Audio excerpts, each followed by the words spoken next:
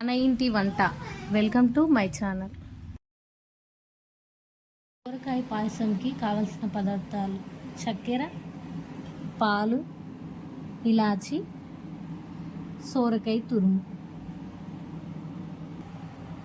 కాచి చల్లార్చుకున్న పాలని పొయ్యి మీద పెట్టి వేడి చేసుకోవాలి. తురుము పెట్టుకున్న సోరకాయ తురుము ఇందులో వేసుకోవాలి. కలుపుకున్నాం, కాసేపు ఉడికించుకోవాలి. కలుపుకుంటూ మంచిగా సోరకాయని ఉడికించుకోవాలి. తర్వాత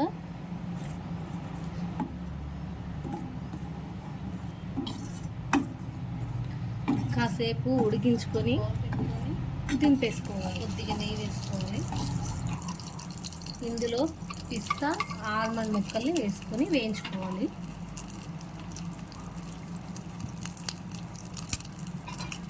కలుపుకోవాలి, లేదంటే మాడిపోతుంది.